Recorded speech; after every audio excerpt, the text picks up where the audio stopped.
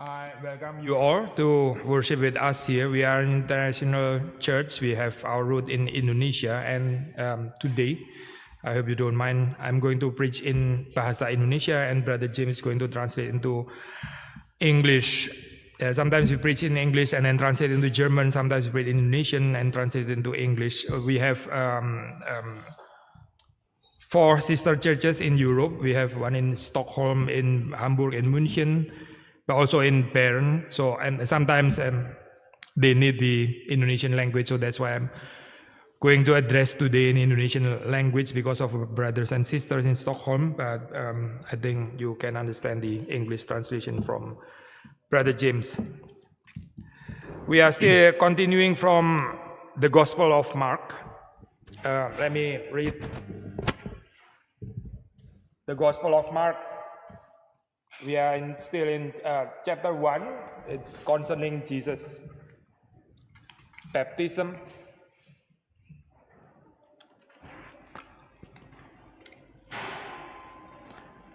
I will read from verse 9, 10, and 11.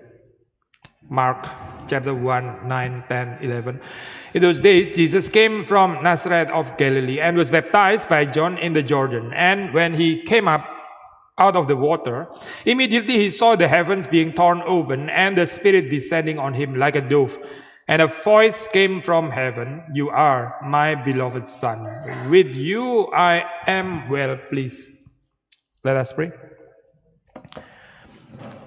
Heavenly Father, we ask for your blessings during our contemplation on your holy word, and give us a quiet, calm heart and mind so that we can understand, we can hear your voice, and we can apply it in our everyday lives so that we are liberated from all the idols in this fallen world, and we can love you deeper and also love our neighbor deeper. Please bless your unworthy servant, and bless also Brother James going to translate, and every one of us. In the name of Jesus we pray, we give you thanks. Amen.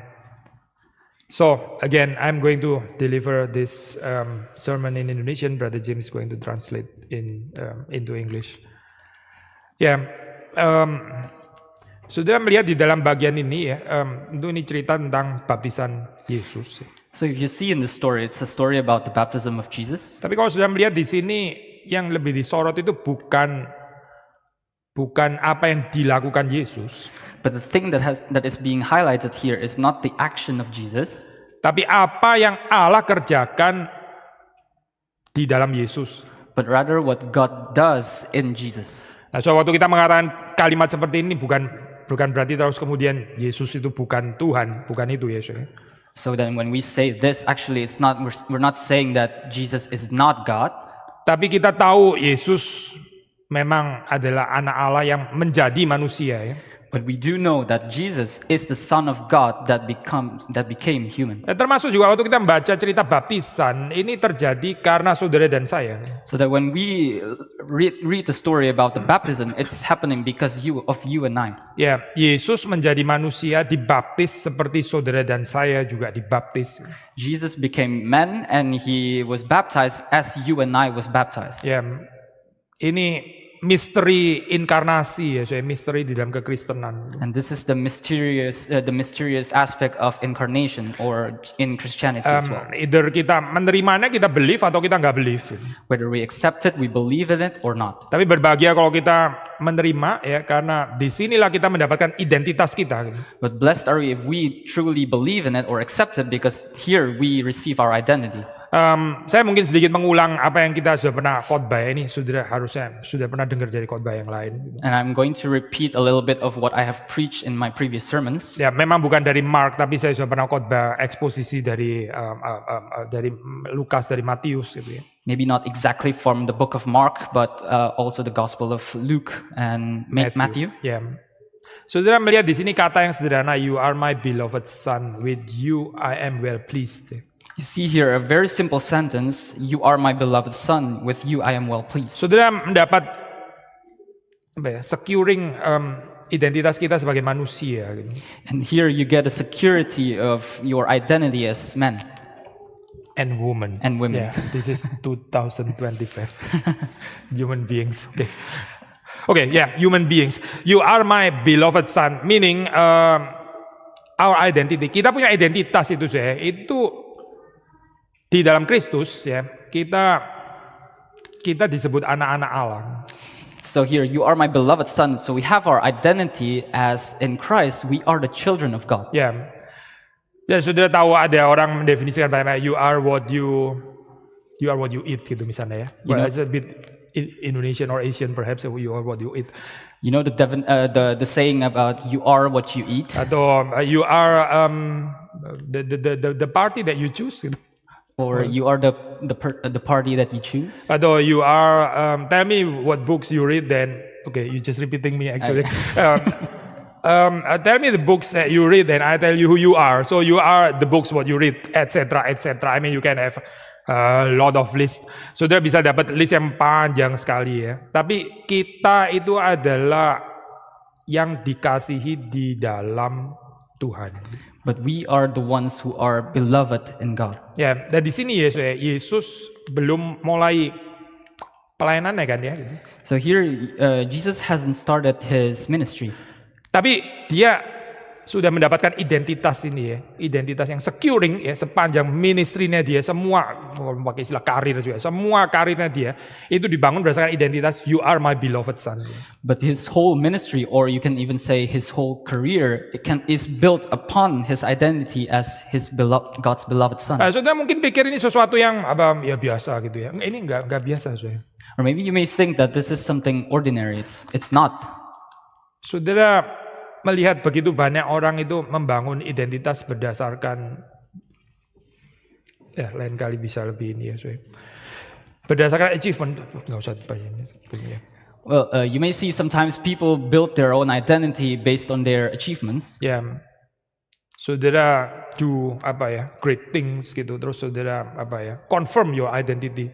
Because you do great things, then you confirm your identity. Ya, saudara bukan no one, bukan nobody, tapi as a certain somebody ya through your achievement gitu. Ya, ada bahasa Indonesia tadi sebetulnya. Ya, okay. You are not a nobody, but you are certain somebody through what you achieve. Tapi di sini kita membangun identitas kita itu di dalam kasih Allah, di dalam Kristus. But here we built our own identity in the love of God and Jesus Christ. Yeah, it is liberating. This is the gospel. And this is the gospel. This is truly liberating. Saudara nggak dipanggil untuk achieving atau searching for your identity seumur hidup gitu through what you achieve and what you try to impress other people, etc., etc. You're not called to go all of your lives to look for your identity or through what you have achieved. Yeah, you try to prove yourself gitu about what you achieve in this life gitu. It's kind of miserable ya itu sebetulnya, miserable life kayak gitu itu. Gak ada. Apalagi lebih miserable lagi kalau itu dipakai untuk mendapatkan cinta. Aduh kasihan banget kayak sih saya. It's truly miserable if you're trying all your life to prove yourself, even as well as trying to find love or to get love. You're trying to prove yourself through your achievements. Kadang-kadang ini nggak harus hal yang besar-besar. Even di rumah tangga kayak gini juga bisa terjadi ya. Seorang istri yang bersih-bersih gitu ya, trying to get love. Saya juga bersihin ini gitu ya. I need appreciation dan sebagainya. Maksudnya jadi ini ya. Trying to be loved by apa yang sudah dikerjakan gitu in the kitchen atau di WC atau apa gitu. And these things can happen also in a small, ordinary, simple tasks in life. Maybe like a wife has cleaned up the whole house, and they said to her husband that, "Oh, I need to be loved because I have done all these things." Atau anak-anak kecil ya, I need to be loved because I already study, so please praise me, give me ice cream or whatever. Or children, they would say, "I have studied so hard, now give me ice cream." Ya, terbalik semua ya saya. Ini yang mana duluan sih? Dicintai dulu, lalu kemudian dari situ flourish a certain life, atau ya saya bikin apa dulu, terus kemudian then I deserve to be loved itu. Yang mana sih sebenarnya? So it is all mixed up. It's which one comes first? Are you're being loved first, and that's why you get something, or you do something first, and that's why you are loved? Saudara, kalau kita nggak mendapatkan kasih di dalam Kristus, ya, itu seumur hidup kita akan craving, ya, terus ini, kita punya identity itu akan goyang terus gitu ya, gitu. So if you do not get the love and do not receive the love from Jesus Christ, your whole life will be all mixed up. You will not have your true identity. Gak ada orang bisa menggantikan cinta Allah di dalam Kristus, gak ada yang bisa menggantikan. No one can replace the love of God in our life. Saya bukan mengatakan gak ada manusia bisa mencintai saudara dan saya, tentu ada. Gitu. And I'm not saying that no one will be able to love you. Tapi cinta kasih manusia bagaimanapun itu gak mungkin sempurna. Gitu. But anyway, the love of men or the love of humans are not perfect.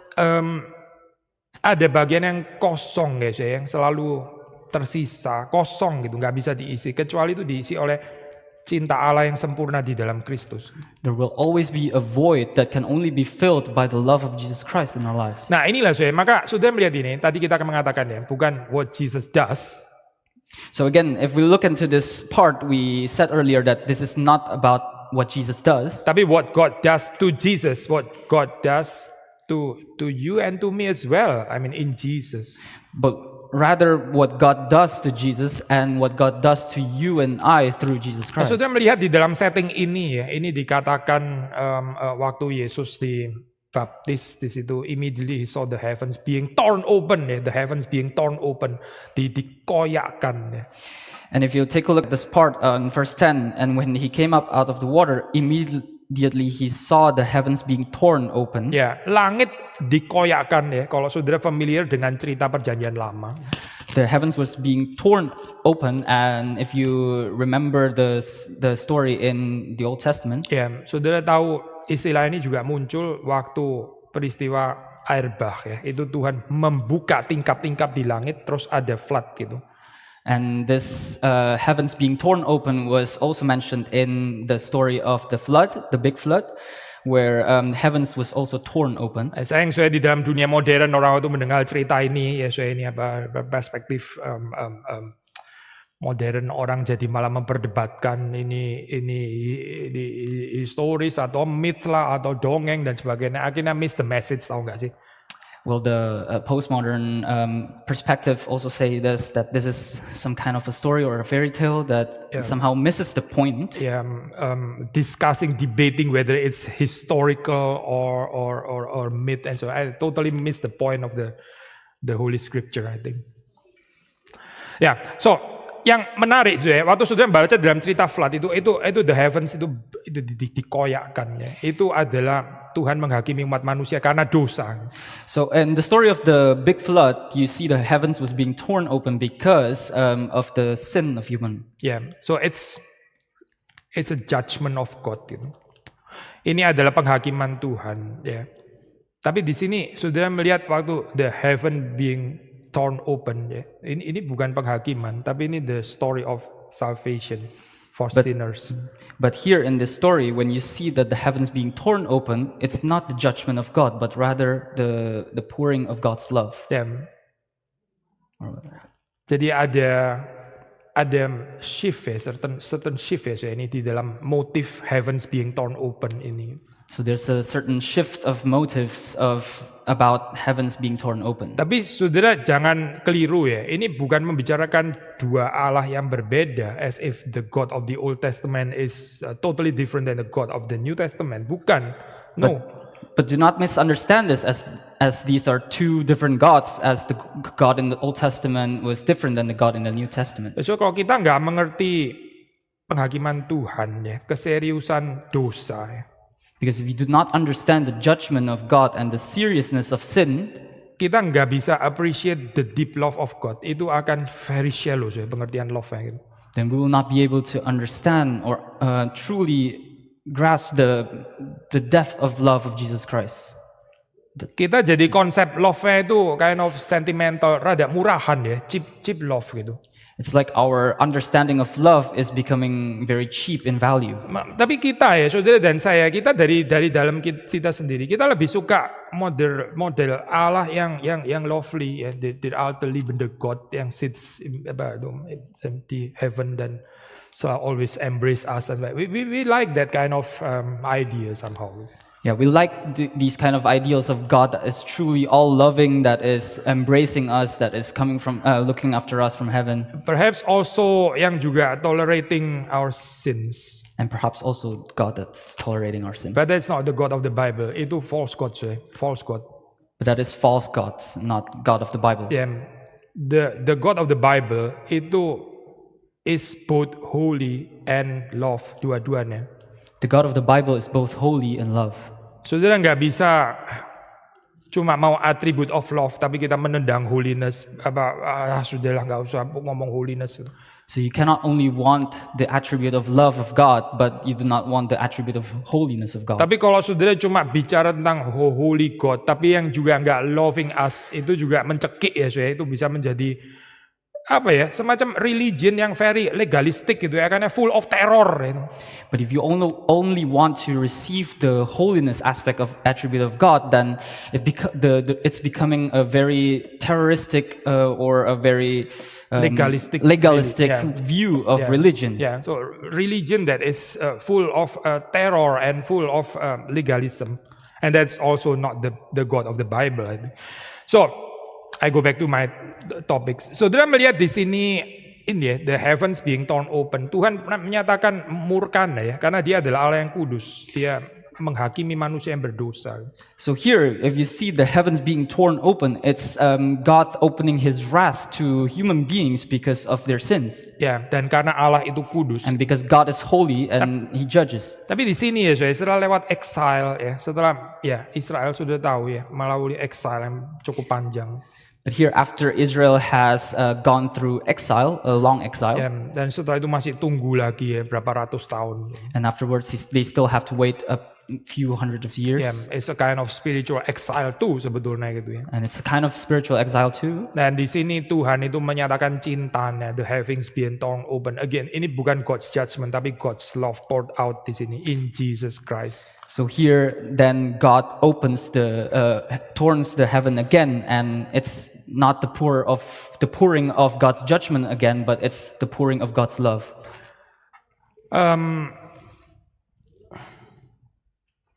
Saudara melihat di dalam buku Markus ya, so ini apa di sini ya ada dua bagian ya, ada dua bagian.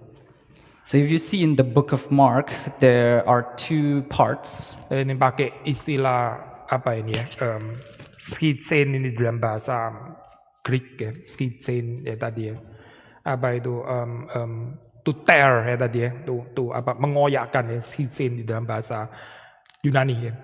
And the word skitsen in Greek is being used here to describe the tearing of heavens. Ya, sudah melihat ini juga muncul lagi ya istilah ini skitsen. Ini waktu Yesus disalib gitu sebagai anak Allah. And this term skitsen is being used again when Jesus was crucified as the Son of God. Yaitu waktu apa ya, the temple curtain itu dikoyakkan itu dari atas sampai ke bawah gitu. In the time where the temple's curtain was torn open. Ya, Yesus sudah menggenapkan rencana keselamatannya. Gitu. So Jesus has completed His work of salvation. Ruangan Maha Kudus itu sekarang dibuka. The most holy room was open now. Ya, tadinya itu nggak bisa dimasuki, cuma imam besar yang bisa masuk, itu pun 1 tahun sekali. Previously, only the great pastor, the high priest were able to enter this room. Only once a year. And only once a year. Tapi sekarang dikoyakkan ya itu waktu Yesus menyelesaikan karya keselamatannya di atas kayu salib. But now it is torn open when Jesus has completed His work of salvation on the cross. So dua-duanya ya ini baik di baptisan maupun di crucifixion ya. So in these two events, when Jesus was crucified and when Jesus was baptized, di situ Yesus dinyatakan sebagai the true Son of God. Jesus was being proclaimed as the true Son of God. Saudara perhatikan ya, ini ini pernyataan yang penting ya, saudara. And this is a very important statement. Saudara dan saya harus mengambil keputusan terhadapnya. You and I need to make a decision. Ya, either kita percaya atau kita mungkin nggak harus menolak, tapi mungkin just mengabaikan juga bisa. Itu pun juga keputusan. Either we believe or we may not need to reject it, but also maybe we ignore it. Tapi kalau kita percaya ya di dalam Kristus, sudah melihat di sini ya ada new life yang diberikan itu. But if we say we believe, then here it's written that you are given a new life. Ini bukan cuma sekedar moral teaching that convey a certain beautiful alternative ideas of life. Bukan, bukan. This is the life itself. This is not just a moral teaching that conveys the beautiful aspect of life itself, but here it is about believing in Jesus. Ada personal relationship dengan Allah di dalam Kristus. There's a personal relationship with God in Christ. Nah, sudah melihat. Nah, sekarang saya mau coba melihat ini dari perspektif biblical ya. So, ini apa ayat yang dikatakan di sini ya. You are my beloved son, with you I am well pleased. So let's take a look here from the biblical perspective of the statement, you are my beloved son, with you I am well pleased. Coba kita melihat di Mazmur 2 ayat 7, bolehkah sudah James bacakan untuk kita? Let's take a look in Psalm 2 verse 7. Ya.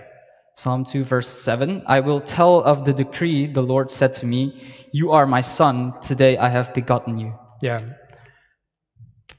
Markus pasti tahu ya ini Mazmur 2 ayat 7 ini. Dia pasti familiar ini. Mark definitely knew about this Psalm 2 verse 7. Saudara melihat di dalam konteks Mazmur 2 itu bicara tentang enthronement of a king ya, enthronement of a king. You see in the context of Psalm chapter 2, it's about the enthronement of a king. Ya, jadi waktu di sini Yesus dikatakan, you are my son, you are my beloved son. Ini mengingatkan kita the enthronement of a king ini ya. Jesus is the true king.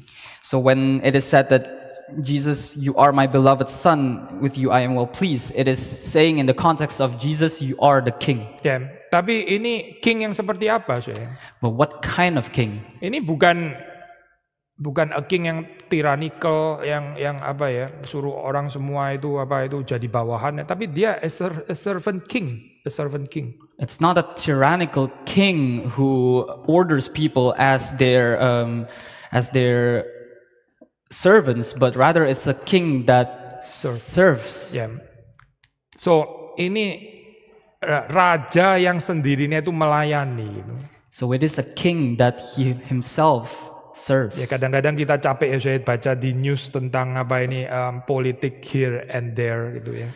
Maybe sometimes we're tired of reading in the news about politics here and there. Ya, perhaps juga termasuk di Jerman gitu ya. Perhaps also in Germany. Kita longing untuk ada partai, ada pemimpin yang sungguh-sungguh melayani rakyat dan bukan untuk kepentingannya sendiri atau apa itu, atau kepentingan kelompoknya. We're longing for government or a party that truly puts the importance of the people in their hearts, rather than themselves. Or his crony, colleagues and so on.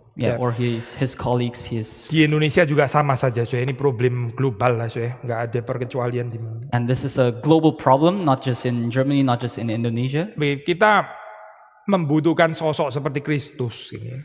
We kind of need a certain person like Christ. Bicara tentang enthronement of a king, and yet ini shepherd king ya, ini adalah apa itu raja yang menggembalakan gitu. That when we talk about the enthronement of a king, it's an enthronement of a king who is shepherding, a shepherding king. Gereja juga begini, so ya, gereja akan ada masa depannya ya. Kalau kita juga bisa seperti Kristus itu menjadi gereja yang melayani. And the church can be also like this. If we truly serve Christ, then we become a church that serves. Gereja yang bukan out of touch, gereja yang bukan jadi apa ya, realitätsverlust gitu ya, bukan itu. Not a church that lost the touch of reality. Ya, tapi gereja yang sungguh-sungguh melayani pergumulan di tengah-tengah ya di kota di mana kita tinggal. Despite all kita punya limitation ya. But the church that truly seeks the welfare of the city where we live in. Saya meneruskan ini ya, Pak. You are my beloved son ya di sini. So I want to go back to this statement. You are my beloved son. Saya nggak tahu apa yang di dalam pikiran saudara waktu saudara mendengar beloved son gitu ya. Ini kayak, waduh senang sekali gitu ya kalimat ini. Saya juga mau jadi beloved son-nya Tuhan gitu. I don't know what goes through your mind when you listen to this beloved son, maybe you think, I want to be a beloved son of God as well. Ya, kita mungkin punya bayangan beloved son itu ya getting a certain privilege gitu ya, son or children of God gitu. Or maybe we have the picture of beloved son means privileged children of God that has all of the privileges as being the children of God. Tapi kalau saudara membaca di Perjanjian Lama, Old Testament once again ya. But when you read in the Old Testament once again, itu saudara bisa membaca di dalam cerita Abraham ya, Abraham yang sangat mencintai Ishak as his beloved son. you can read the story in the story of Abraham, who truly loved Isaac as his beloved son. Ya, sudah tahu kan ceritanya Abraham ya, ini cerita sekolah minggu. Well, you know the story of Abraham. It's a Sunday school story. Apa itu? Isaac as Abraham's beloved son itu disacrifice. So Isaac's as Abraham's beloved son was sacrificed. Ya. To be beloved son of God itu meaning disacrifice itu. Seperti Abraham sacrifice Isaac. To be the beloved son of God means we are being sacrificed. Jesus. We're talking about Jesus first, yeah. To be the beloved son of God, Jesus was also sacrificed. Yeah, sacrifice for you and for me. Ini adalah kehidupan yang dipersembahkan bagi saudara dan saya. Sacrificed for you and for me, so it's the life that is being sacrificed for you and me. Kalau kita mengerti ini ya, Syekh, dan kita mengerti the true love of God who sacrificed His own beloved Son to humanity. So if we truly understand this, to be sacrificed as God's beloved Son. Tapi kita seringkali membangun ini ya, Syekh, konsep kalau saya mencintai anak, ini my beloved, the most beloved gitu, dan saya manjain dia lah, spoiling dia lah, nggak berani tegur dia dan seterusnya. But sometimes when we have this concept of beloved son means that if it's my beloved son, then I will spoil them. I will not rebuke them. Saya kalau nggak salah ingat berapa minggu lalu kita khotbah di mana gitu ya, ini perbandingan Yosef. Sudah tahu cerita Yosef yang juga dicintai ya, oleh Yakub, beloved son somehow gitu. A few sermons ago, I preached about Joseph, who was being very loved by Jacob, and he was his beloved son. Ya, terus apa yang dilakukan Yakob? Ya, dia memberikan pakaian yang indah-indah, mahal-mahal, sampai saudara-saudaranya semuanya iri gitu ya, creating a certain social jealousy atau envy. And what did Jacob do? He gave Joseph a very beautiful robe that creates a jealousy, a societal jealousy, or brotherly jealousy. Jealousy. Tuhan kan juga mencintai Yusuf ya. Tuhan mencintai Yusuf. So God loved Joseph. Ya. Right? Cintanya Tuhan kepada Yusuf tentu lebih besar daripada cintanya Yakob terhadap Yusuf kan. God's love towards Joseph must be higher than the love of Jacob to Joseph. Tapi apa yang dilakukan Tuhan terhadap Yusuf? Bukan kasih pakaian indah-indah, bukan itu. But what did God do to Joseph? He did not give him a beautiful robe. Tapi Tuhan mempersiapkan Yusuf ya untuk menjadi seorang pemimpin. But He molded Joseph and to become a leader. Dengan cara bagaimana, sayang? How? Yaitu dengan dilempar ke sumur, dijual ke pedagang Ismail, by being thrown into the pit and being sold to Egyptians to become slave. Ya, menjadi budak di sana, ntar dia kena penjara, difitnah dan sebagainya. Itu the expression of God's love to Joseph. Being sold as a slave, was thrown in jail again, and that's how God expressed His love to Joseph. Kita kesulitan ya with this kind of love of God gitu kayaknya ya.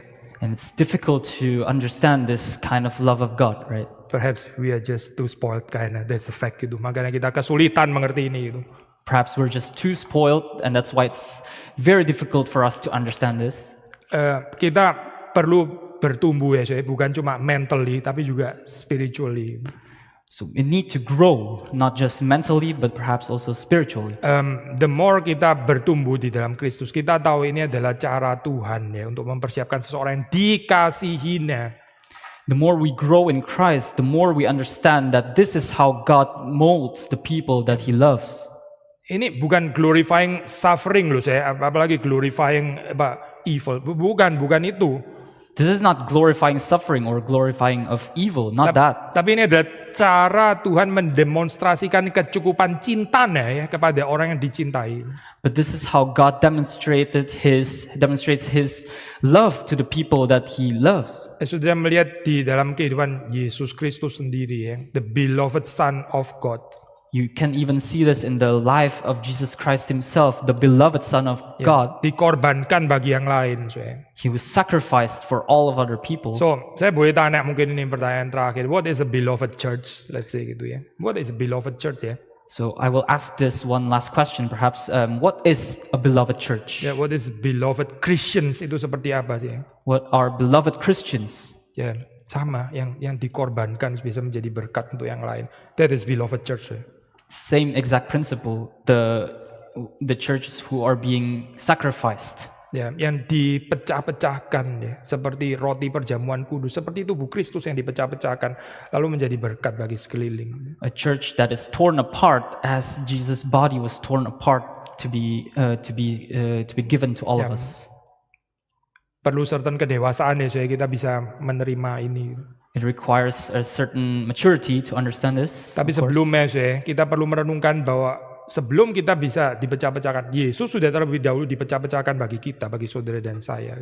But before we even go into that, we need to think again that how Jesus was torn apart before we are going to be torn apart. Dan mungkin poin terakhir ya saya, poin terakhir. Perhaps last point. Saudara melihat sebetulnya cerita Kristus sebagai the Son of God. Ini juga bukan title yang novum, novelty. Ini sudah ada di Perjanjian Lama tadi seperti kita sudah bilang. Perhaps when you see this title, Jesus as the beloved Son of God, it's not a novelty title. It has been stated as well in the Old Testament. Ya, tapi bahkan Abraham pun ya, Abraham itu ya disebut a friend of God, bukan son of God. Even Abraham, he was not called son of God. He was called the friend of God. Ya, a friend of God. A friend of God. Musa itu tinggi sekali posisinya di Israel. Dia disebut Moses had a very high position in Israel, but he was called the servant of God. Ya, David, again another great figure in the Old Testament. Dia disebut a man after God's own heart, bukan disebut sebagai son of God. David, he was a very great figure in Israel at that time, and he was called a man after God's. Yeah. Dan disebut son of God itu siapa sih sebetulnya di? And the person who is called the son of God is who? Children of God itu siapa sih sebetulnya? Children of God who? Kalau saudara membaca di Old Testament itu bukan adalah the people of Israel. And if you read in the Old Testament, it's the people of Israel. Tapi Israel gagal. But Israel failed. Ya, Israel failed miserably di wilderness ya, nggak taat kepada Tuhan. Israel failed miserably in the wilderness. They did not obey God. Ya, mereka jatuh ke dalam temptation. They fell into temptation. Tapi di sini sudah melihat Kristus ya, ini di posisi Israel sebetulnya. But here you see Christ, actually he was in the position of Israel. Ya, apa yang gagal ya ditaati oleh Israel ini, the beloved Son of God, Jesus Christ, dia taat sepenuhnya. Dia mengambil ya posisinya Israel. What Israel failed to do, Jesus Christ completed it, and he took the position of Israel. Demikian saudara, waktu kita berjalan mengikut Tuhan, waktu kita beribadah kepada Tuhan. So it's the same as when we worship God.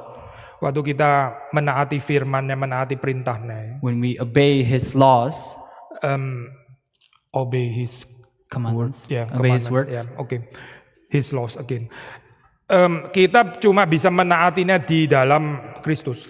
We can only obey them in Jesus Christ. Karena Kristus yang menaati dengan sempurna.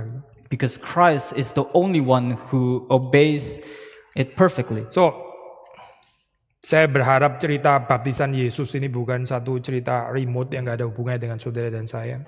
So I hope this story about the baptism of Jesus is not a strange or remote stories. Tapi di dalam cerita ini, kita mendapatkan true identity kita ya, in Christ. but through this story we get our identity in Christ, Dan juga kita beroleh true security. Karena what is security?